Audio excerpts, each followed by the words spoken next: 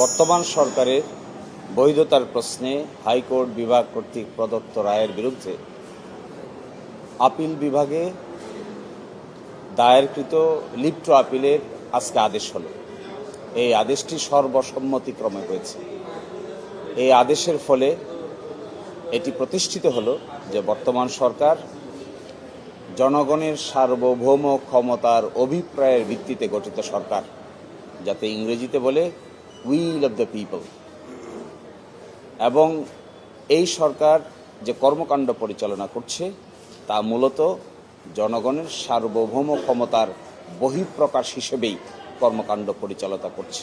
আমাদের উচ্চ আদালত আমাদের সংবিধানের এই মূল মন্ত্র আজকে আবার পুনরায় পুনর্ব্যক্ত করে ঘোষণা করলেন।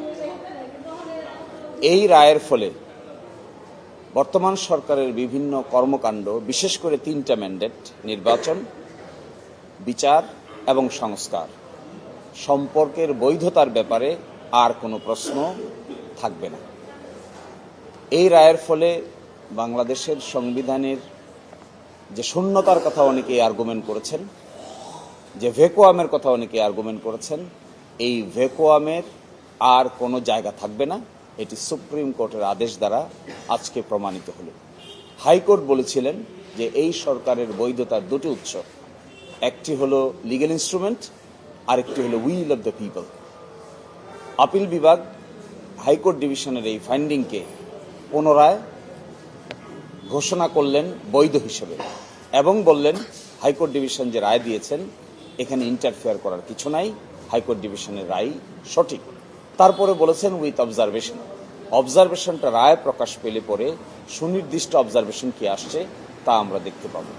তো আমরা যে কথা বলেছিলাম, গণ অভ্যুত্থান পরবর্তী যে সরকার গঠিত হয়েছে এটি মূলত জনগণের সার্বভৌম ক্ষমতার বহিঃপ্রকাশের ভিত্তিতেই গঠিত হয়েছে।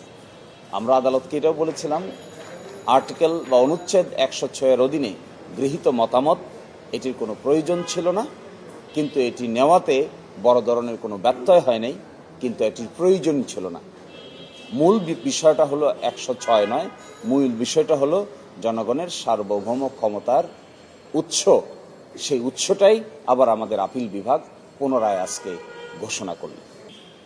পরবর্তী সংসদের বৈধতার আগে আপনাকে দেখতে হবে যে জুলাই চার্টারে অন্তর্ভুক্ত বিষয়াবলী কিভাবে নিষ্পত্তি হবে, এটাও এই সরকার একটা আদেশ জারি করে বলেছেন। এই আদেশটা হলো জুলাই সনদ বাস্তবায়ন আদেশ উইদিন ব্র্যাকেট সংবিধান সংস্কার আদেশ 2025। সেখানে একটা রোডম্যাপ দেওয়া আছে। আগামী যে জাতীয় সংসদ নির্বাচন হবে তার দুটো ক্যারেক্টার থাকবে।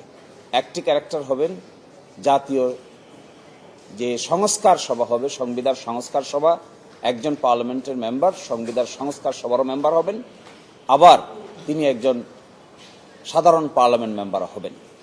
তাকে দুটো শপথ নিতে হবে, এটি আদেশে বলা হয়েছে। এই আদেশের ভিত্তিতে যে নির্বাচন অনুষ্ঠিত হবে ওই নির্বাচনের পার্লামেন্টের প্রথম ক্যারেক্টার হবে সংবিধান সংস্কার সভা হিসেবে 180 দিনের মধ্যে ফাংশন করা। এই যে প্রক্রিয়াটা, এই প্রক্রিয়াও কিন্তু এই সরকার আদেশের মাধ্যমে জারি করছেন। ফলে আজকে সুপ্রিম কোর্ট যে রায় দিলেন, এই সরকারের গৃহীত সংস্কার প্রস্তাব, বিচার এবং নির্বাচন সংক্রান্ত সবকিছুই জনগণের ইচ্ছা এবং লিগ্যাল ইনস্ট্রুমেন্টের ভিত্তিতে হচ্ছে বলে ঘোষণা করলেন। ফলে রোডম্যাপ যাই দিচ্ছেন সরকার, এটি পরবর্তী পার্লামেন্টের যা দায়িত্ব বলছেন সেই দায়িত্ব পরবর্তী পার্লামেন্ট রোডম্যাপ অনুযায়ী পালন করবেন, যা আদেশে উল্লেখ আছে।